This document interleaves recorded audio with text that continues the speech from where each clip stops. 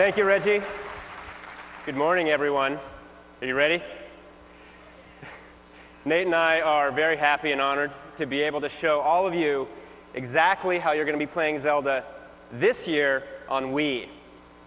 Very basic control is going to be very familiar to anyone who's ever played a Zelda game. Your movement is handled with the analog stick on the nunchuck. Link's arsenal of items is going to be mapped to the plus control pad on the Wii remote.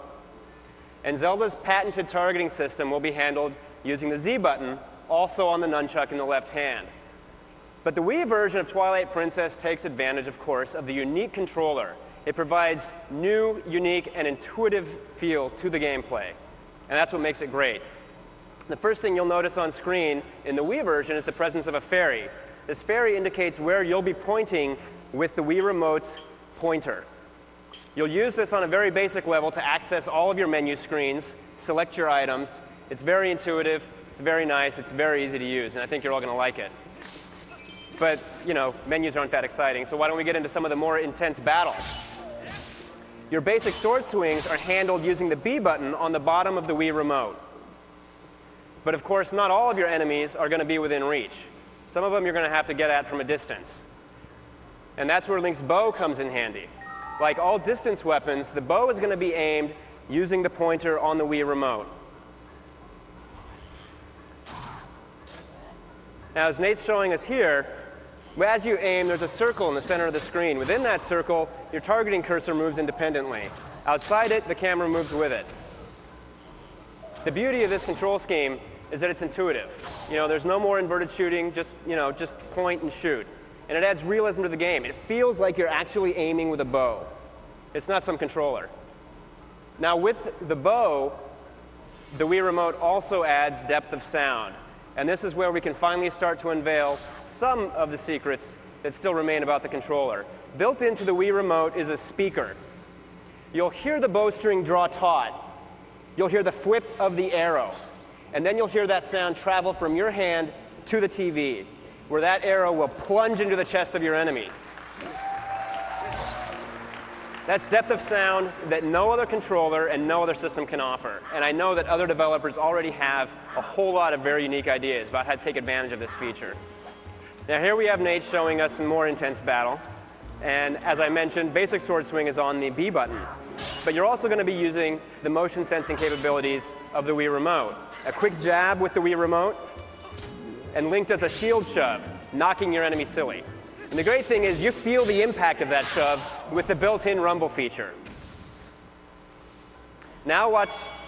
Oh, Nate's already taken care of him, so we'll do that later. With the boomerang, you'll also be using the pointer to aim.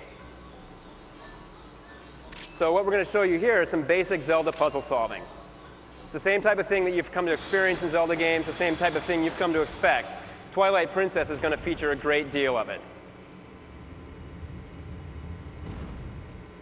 And of course, the classic Zelda chime is also going to be heard on the speaker on the Wii remote.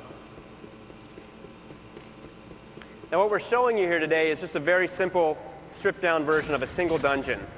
A tiny little area of a single dungeon, and probably what's going to be one of the greatest Zelda games ever.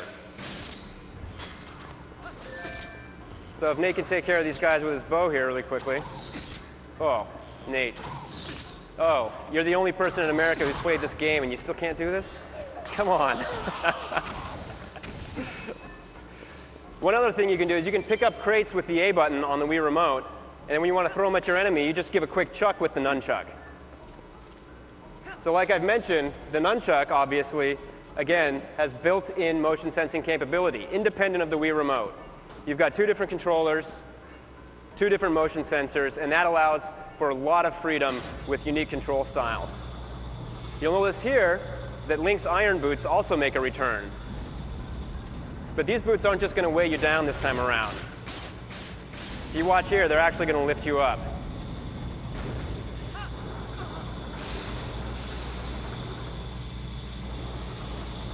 Magnets can be fun. Who knew? So again, the E3 version is just a very compact dungeon. It's also been toned down difficulty-wise because we want to make sure that all of you out there who have never played a Zelda game, because I'm sure there's plenty of you, can make it to the end. But now that we've talked about the basics, we'll kind of let Nate run through, show us some more intense battles, and then take you to the end and see what else we have to show you.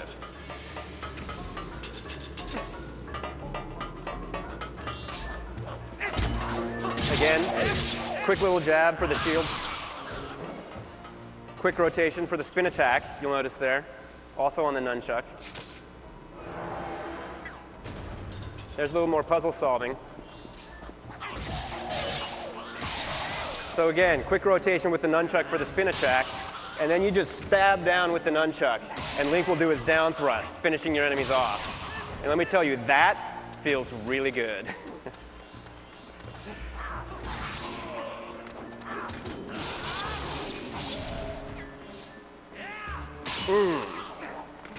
I love that. Now, because you're all big Zelda fans out there, we don't want to spoil everything for you. So we're not going to show you what waits behind that door, but I'm sure you all know it's got to be something horrible. But don't worry, even if you're not a Zelda fan and you can't quite handle all that action, also on the show floor, you're going to be able to kick back lakeside and enjoy some nice, relaxing fishing. But you're all going to have to bring your own beer. So we'll see you on the show floor tomorrow. Thank you very much.